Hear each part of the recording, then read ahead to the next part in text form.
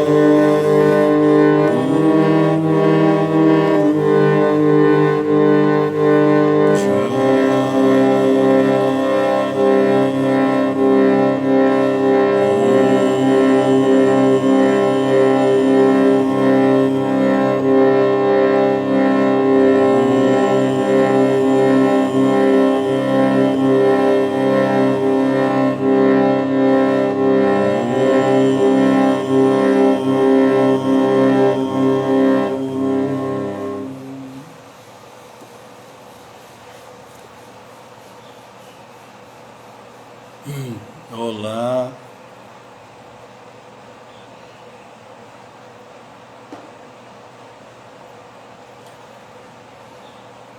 boa tarde, namastê.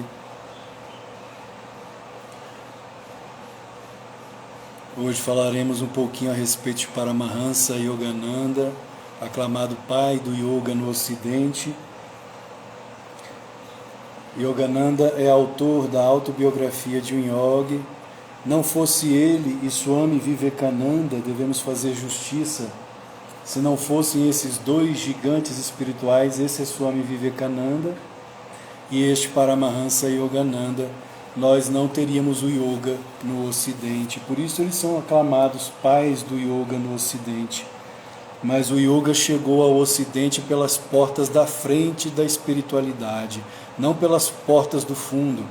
Quando o yoga chega com Swami Vivekananda à América, em 1893, em um congresso de religiosos mundiais, Swami Vivekananda traz as 4 principais formas de yoga: Karma Yoga, Bhakti Yoga, Jnana Yoga e Raja Yoga.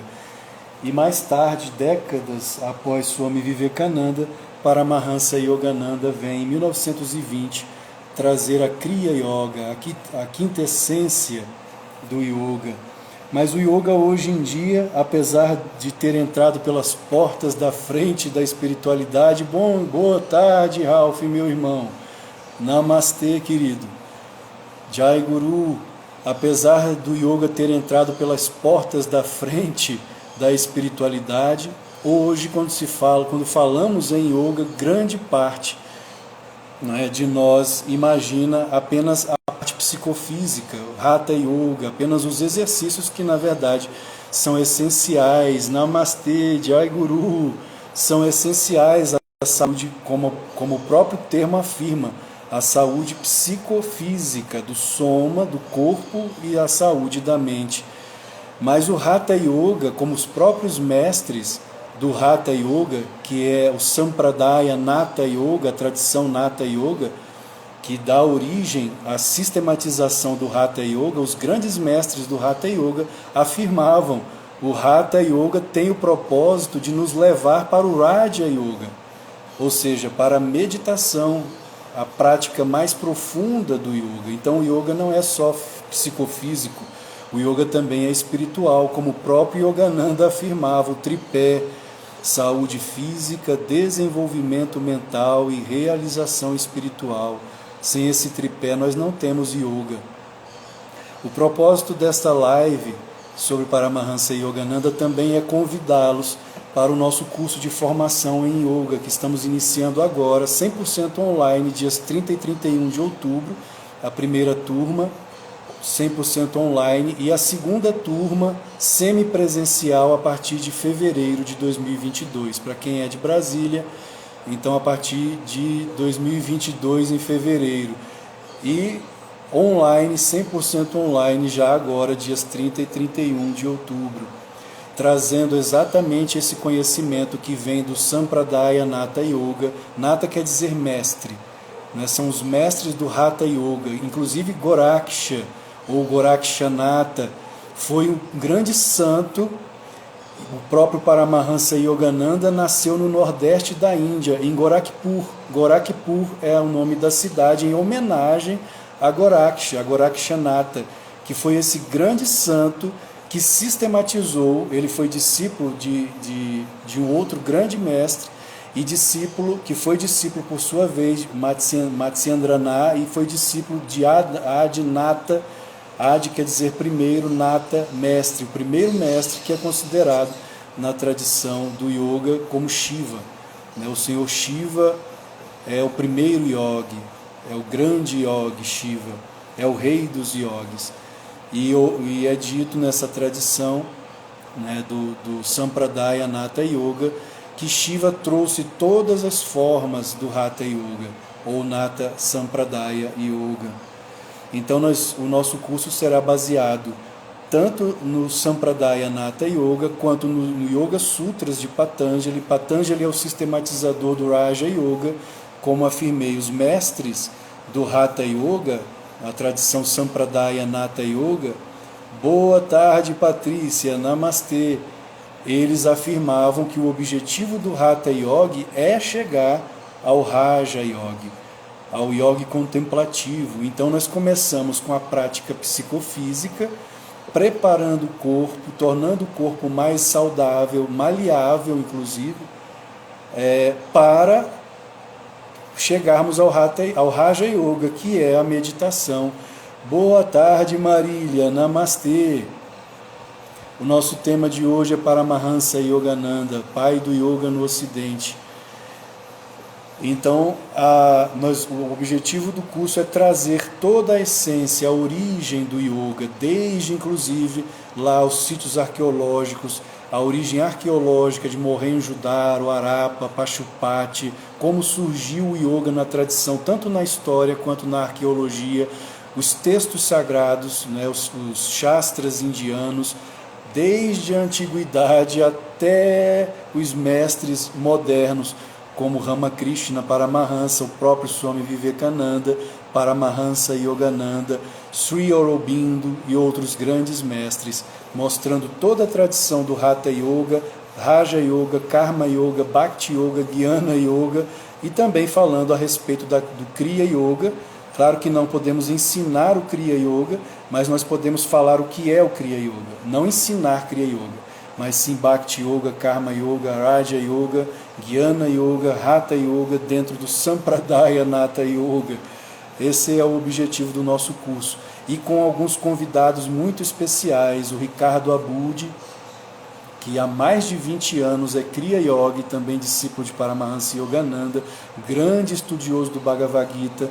Ele terá um módulo de introdução ao Bhagavad Gita. Bhagavad Gita é a canção do Senhor, é o diálogo entre Krishna e Arjuna. Então nós teremos esse módulo com o Ricardo Abudi. Teremos um módulo com a professora Ana Paula Toniolo. Ela tem um trabalho lindíssimo com crianças, né, o yoga para crianças. Ela estará conosco também. E o Palmeirim Soares é outro grande estudioso do yoga, do sânscrito. Ele terá um módulo comigo, juntamente comigo, sobre mantra yoga. Tudo isso dentro do nosso curso de formação em yoga. Paramahansa Yogananda, ele chegou ao Ocidente em 1920, enviado por grandes mestres da Índia, Mahavatar Babaji, Lahiri Mahashaya, Swami Sri Yukteswar, e ele é o autor da autobiografia de um yogi. Estudar o yoga e não ler a autobiografia, não estudar, não é só ler, nós devemos estudar os textos, os livros. Ler é fácil, estudar, memorizar, incorporar, encarnar aquilo que é dito nos textos sagrados, como Yukteswar, o mestre de Yogananda, ele dizia, nós devemos absorver o conhecimento com os átomos de fogo da consciência, e não simplesmente ler, mas absorver o conhecimento, que cada átomo de nossas consciências possa absorver a própria consciência do Espírito, a consciência de Deus. Como falei no início dessa live, muitos de nós pensam que yoga é apenas asanas, é apenas uma prática psicofísica. O yoga é um caminho interno para Deus. E tanto Swami Vivekananda quanto Paramahansa Yogananda, quando chegam ao Ocidente, eles deixam isso muito claro. É o caminho interno para Deus, como Jesus Cristo mesmo ensinou, olhar para dentro. Quando ele é questionado pelos fariseus, ele diz, o reino de Deus está dentro de vós, e isso é yoga. É dito que quando Yogananda chega nos Estados Unidos da América, existe uma história de que 3 assaltantes, ele chega, não é, com aquela roupa de Swami, com um turbante e aquela roupa ocre de Swami, parecendo um marajá indiano. E 3 assaltantes norte-americanos, crendo que ele fosse muito rico, se aproximam dele armados, de Paramahansa Yogananda, e anunciam o assalto. Isso é um assalto a Yogananda. Ele então sorri para os assaltantes. Eu não recomendo que façam o que Yogananda fez. Isso é para aqueles que alcançaram a maturidade espiritual, não é para crianças, não é para menores de 18 anos. E Yogananda então sorri para os assaltantes e pergunta a eles: o que vocês querem? Dinheiro? Dinheiro eu não tenho, mas o que eu tenho eu dou a vocês. Ele ergue então as mãos e abençoa os 3 assaltantes. E o poder espiritual que emana daquelas mãos faz com que os assaltantes baixem suas armas, se entreolhem e digam entre eles: ele é grande, e não são capazes de assaltar Paramahansa Yogananda. Isso logo que ele chega à América, aos Estados Unidos. Namastê, Patrícia. Logo que ele chega aos Estados Unidos, a missão de Yogananda, como afirmei, não foi só trazer a Kriya Yoga, a quintessência da Raja Yoga, mas também unir Oriente e Ocidente. Cristo e Krishna, como vemos em seus escritos. Esse aqui, na verdade, é um resumo, a Yoga de Jesus, é um resumo de a segunda vinda de Cristo. Yogananda ele fez toda a tradução e os comentários do Novo Testamento inteiro, a Yoga de Jesus. Esse é um resumo da segunda vinda de Cristo, que são 2 volumes em inglês, já com tradução para o português. E esse aqui é um resumo do Bhagavad Gita, a Yoga do Bhagavad Gita, que é também um resumo de Deus fala com Arjuna, em que ele faz o comentário do Bhagavad Gita, a canção do Senhor.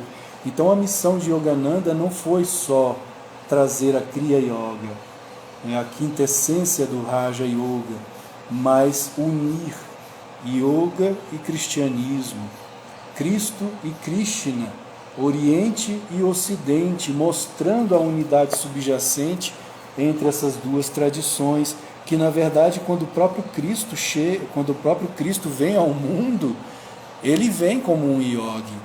A tradição de que Jesus viajou para a Índia, aquela lacuna que está na Bíblia dos 12 aos 30 anos, porque a Bíblia fala, o Novo Testamento fala, que Jesus então, depois que ele vai ter com os doutores e os escribas, e José e Maria vão atrás dele, desesperados, não sabem onde está o menino Jesus, e o encontram junto aos doutores, falando com os doutores.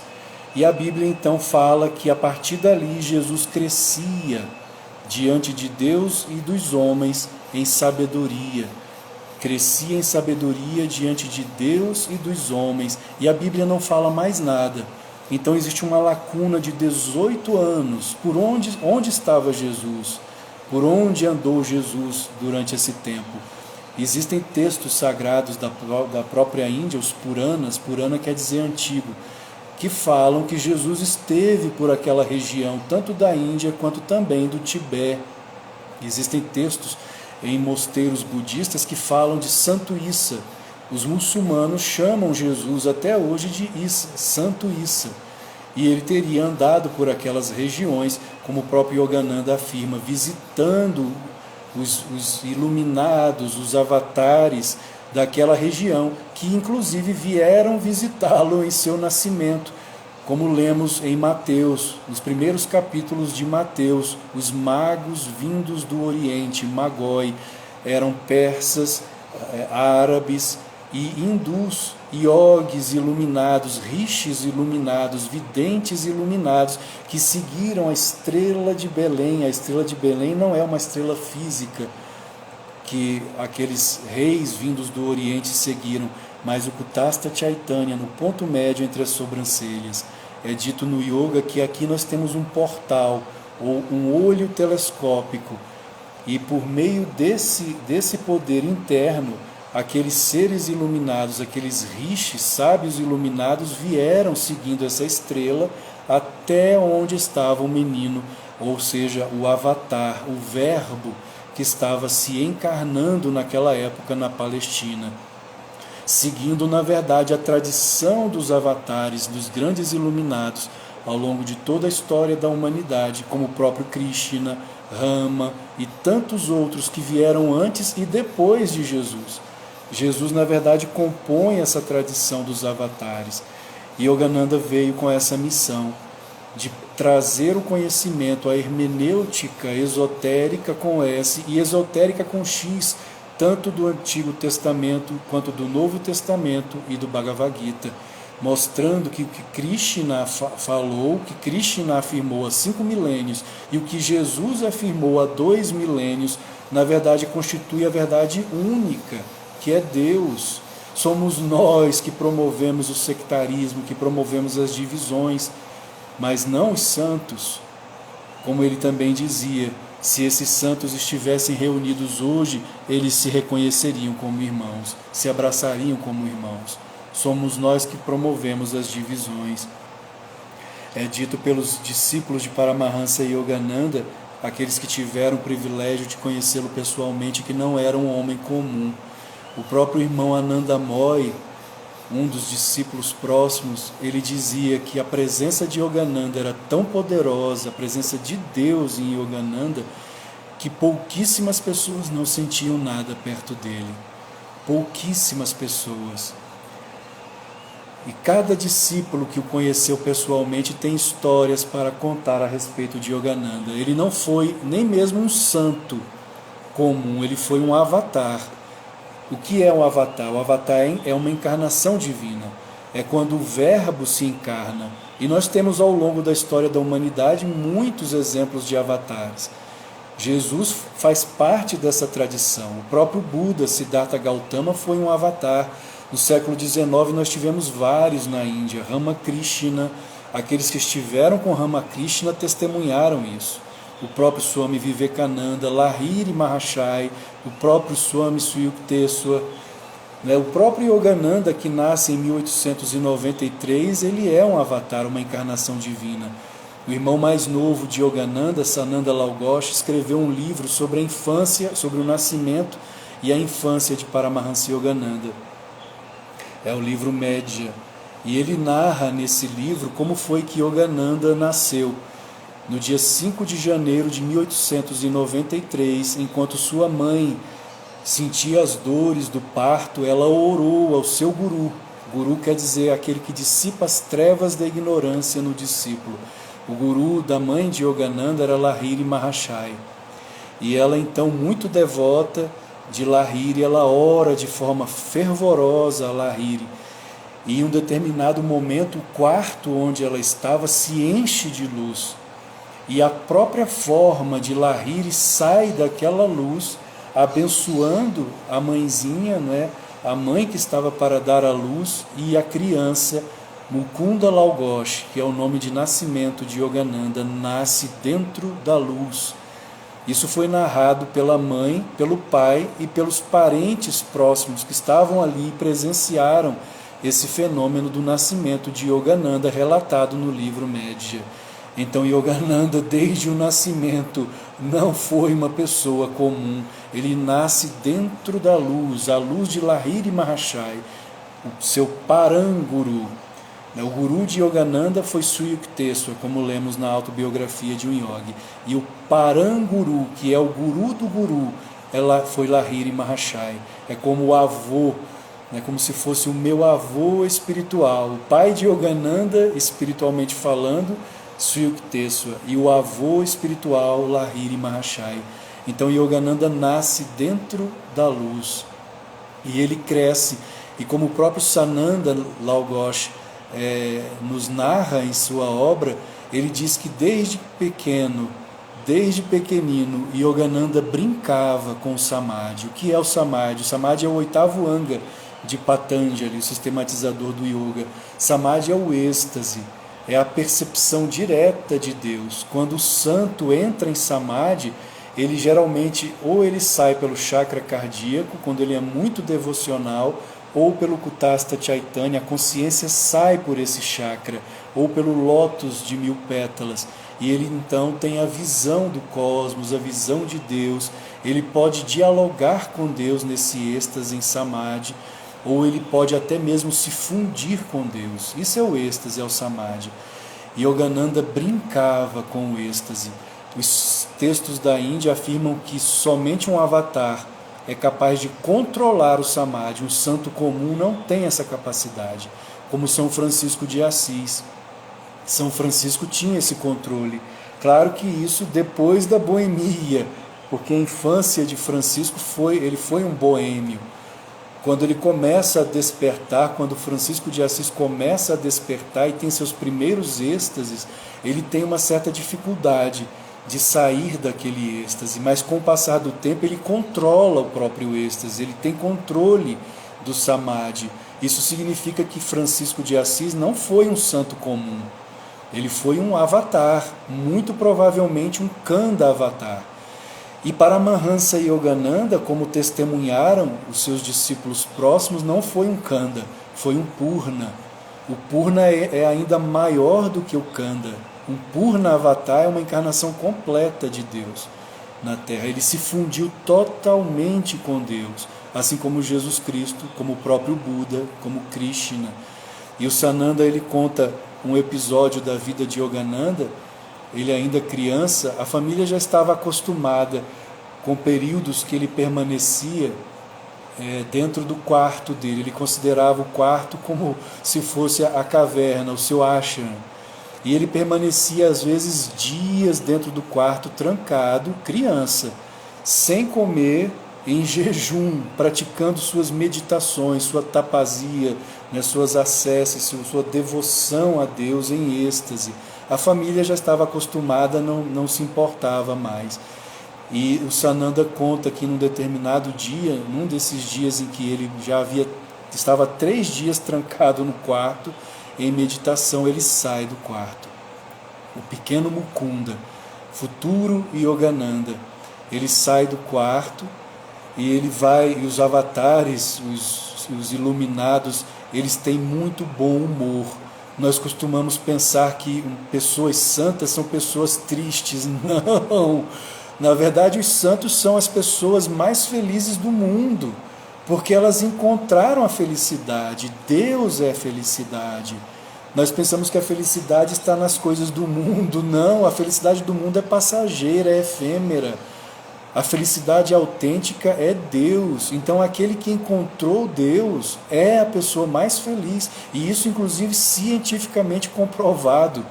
Cientistas de uma universidade norte-americana no ano 2000 comprovaram por meio de eletrodos, eletroencefalograma, um monge budista, Matthieu Ricard, como o homem mais feliz do mundo por meio da ciência. Colocando eletrodos em seu cérebro, ele era capaz de ativar áreas do cérebro relacionadas à felicidade. Ele atingia ondas gama, ondas cerebrais gama.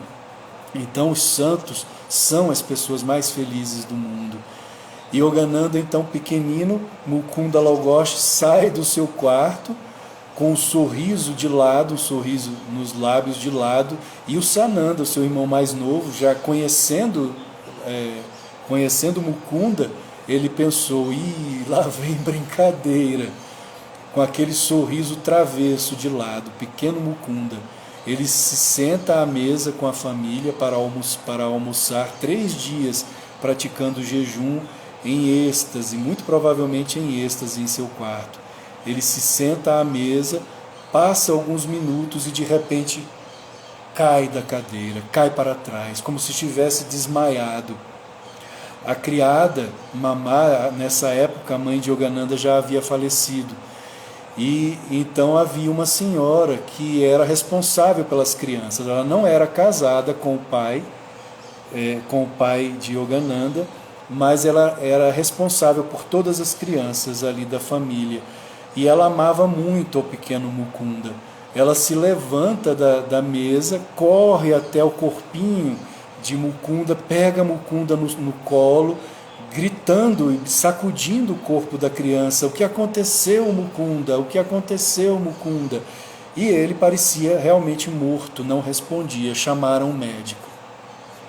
O médico da família vem, examina o corpo da criança, não havia pulso, não havia batimentos cardíacos, não havia respiração. O médico balança a cabeça, essa criança está morta, não há o que fazer. Se lamenta e sai. Então a criada Mamá, ela pega novamente o corpinho de Mukunda nos braços aos prantos, chorando, e diz a Deus: Senhor, Senhor, eu faria qualquer coisa para tê-lo de volta, qualquer coisa para tê-lo de volta. E a criança, então, o Mukunda, na verdade estava em samadhi, em êxtase, quando ele ouve faria qualquer coisa para tê-lo de volta, ele revive, ele ressuscita, ele sai do samadhi, sai do êxtase e grita para ela: qualquer coisa mesmo, qualquer coisa mesmo. Era uma santa criança, uma criança santa que tinha controle da própria vida e da morte. Porque o samadhi é isso. O samadhi é o controle da vida e da morte. Aquele que é capaz de entrar em samadhi tem a visão do absoluto, tem a visão de Deus. Como afirmei, o samadhi é o 8º anga, é o 8º passo do Yoga Sutras de Patanjali. Ele tem a visão de Deus e ele tem controle sobre o seu próprio corpo, sobre a sua mente, sobre os sentidos. Ele tem controle sobre tudo, sobre a própria vida. Ele tem a consciência de quando ele deixará esse mundo e como deixará esse mundo, como foi o caso de Yogananda. Então uma criança divina, um santo, um santinho travesso. E ela então, claro, a criada, ela fica muito chateada com ele, porque ele estava vivo, estava em travessura, assim como as travessuras do Senhor Krishna, quando lemos a vida do Senhor Krishna, ou quando lemos inclusive a vida de Jesus Cristo, nos apócrifos da infância de Jesus. Jesus era muito travesso quando criança, né? Como relatam os apócrifos, não está na Bíblia, são textos apócrifos sobre a vida de Jesus Cristo, a infância de Jesus Cristo. Ele era muito travesso, travessuras divinas, travessuras que não magoam ninguém, que não machucam a ninguém, mas travessuras de crianças divinas. E ela então pergunta a ele: o que é que você quer? Não é? Por que é que você aprontou essa comigo? E ele queria, na verdade, que ela deixasse trazer os seus amiguinhos para lanchar com ele, porque ela não deixava que o Mukunda, o pequeno Yogananda, lanchasse com seus amiguinhos. E é claro que ela permitiu, a partir de então, que Yogananda pudesse trazer os seus coleguinhas para lanchar em casa. Ele tinha o controle do samadhi, da vida e da morte, desde criança, não foi uma pessoa comum. Sananda Lal Ghosh relata também, ainda na juventude de Paramahansa Yogananda, um momento em que eles vão meditar no templo de Kali. Kali é a mãe divina, né? Porque na Índia os indianos adoram Deus não só como pai, mas como mãe também.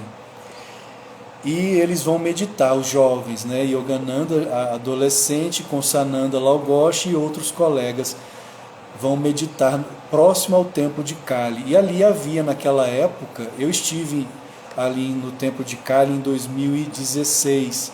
Hoje já não existe mais aquela floresta como é relatado no livro do Sananda, mas na época, né, de Yogananda e de Sananda havia uma floresta, e eles então entram na floresta para meditar. E o Mukunda, né, futuro Yogananda, ele vai mais longe dentro da floresta e some no meio da floresta. Ainda era dia. O sol vai se pondo, o dia vai escurecendo, chega o entardecer, e as crianças, os jovens, na verdade, saem de suas práticas, de suas meditações e começam a procurar Mukunda. Onde está Mukunda? E não encontram Mukunda. E entram dentro da floresta, vão atrás da floresta, atrás de Mukunda. Mukunda gritando, Mukunda, e nada de Mukunda responder. E tudo já, a floresta escurecendo, e eles com medo, não é? Porque já estava ficando tarde, deveriam voltar para casa. Quando vem Mukunda, futuro Paramahansa Yogananda, debaixo de uma árvore em êxtase. Havia no colo de Yogananda uma naja. As najas na Índia são as serpentes, talvez elas sejam as mais venenosas do mundo. São as serpentes mais venenosas do mundo. Havia uma naja no colo de Yogananda, de Mukunda, e outra no pescoço dele, enrolada no pescoço. O corpo dele, segundo os jovens que viram, que tiveram essa visão, o corpo dele estava luminoso, havia uma luminosidade. Mas quando eles viram as serpentes, gritaram, assustados: Mukunda, Mukunda! O Sananda gritando, os outros gritando: Mukunda, Mukunda! Pensando que ele estava morto, né, que havia sido picado pelas serpentes, estava morto.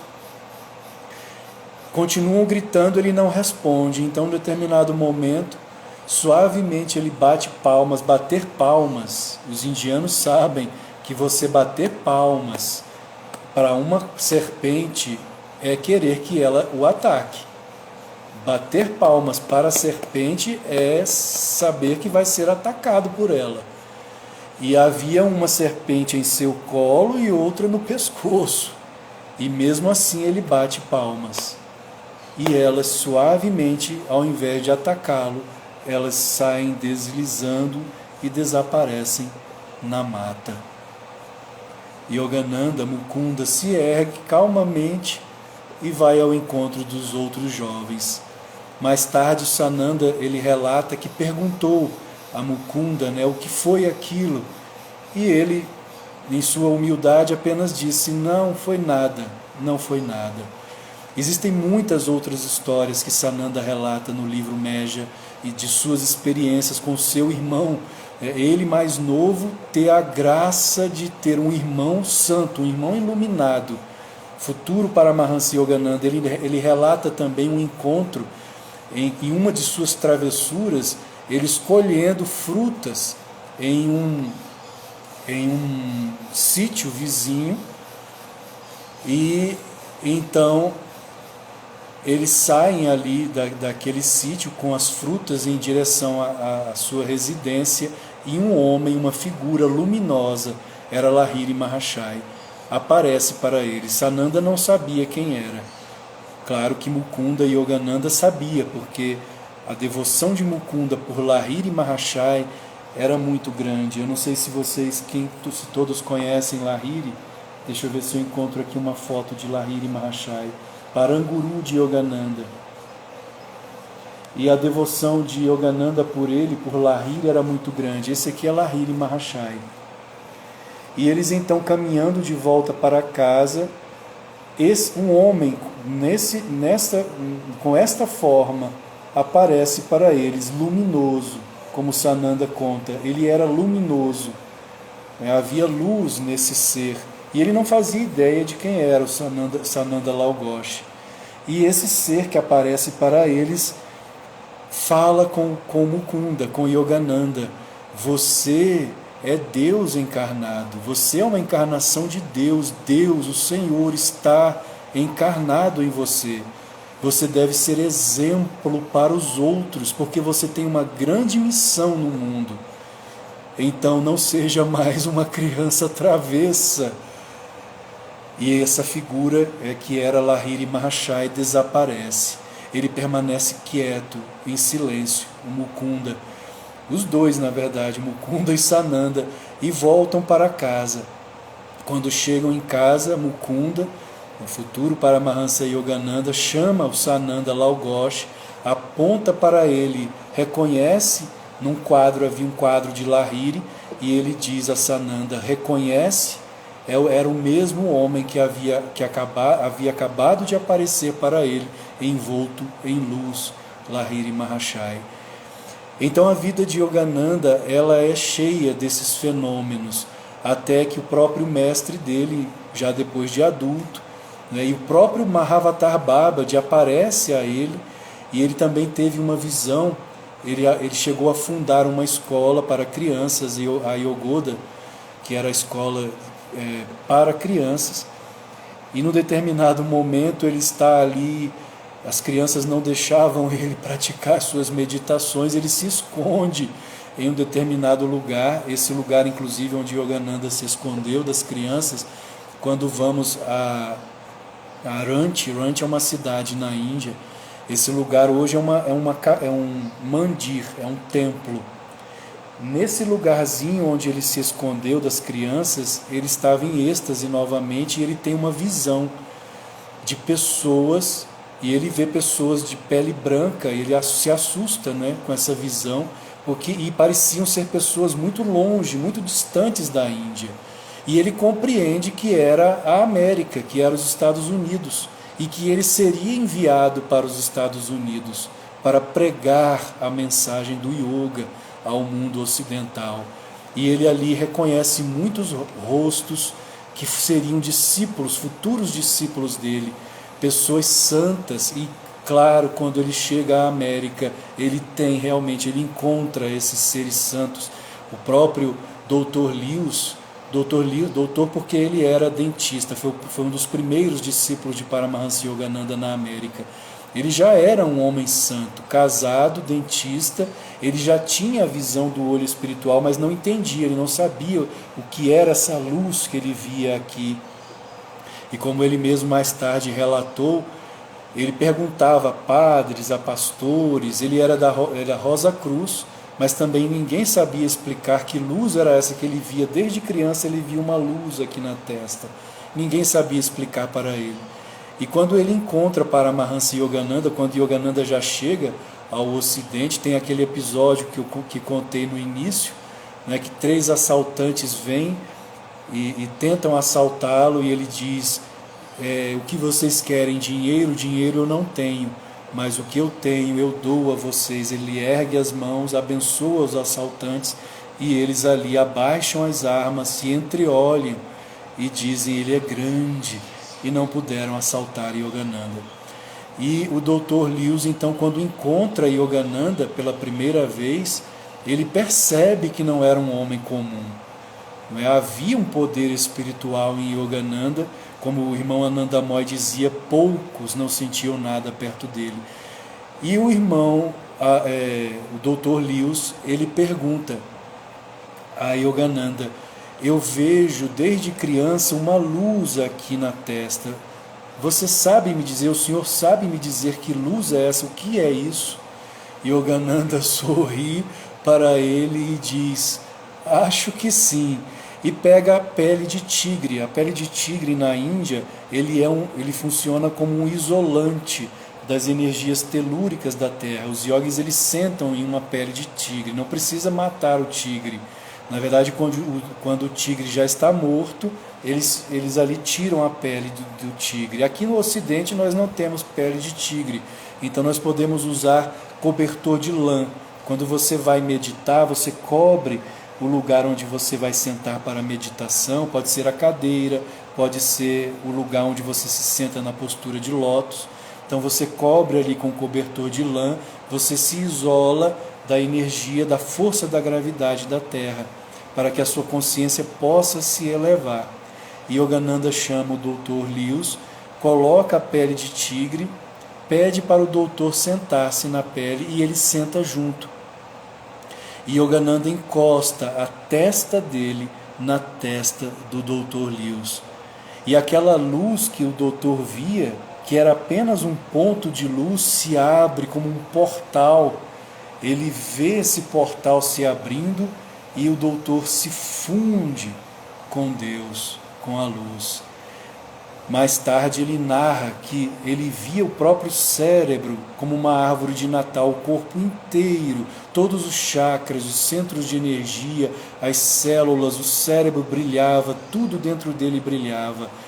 E ele disse depois, mais tarde, a sua esposa, a Mildred, que Yogananda, o mestre, havia mostrado para ele a verdadeira árvore de Natal. A árvore de Natal é uma simbologia dos chakras, dos centros de energia dentro de nós. Ele então tem essa visão, graças a Paramahansa Yogananda.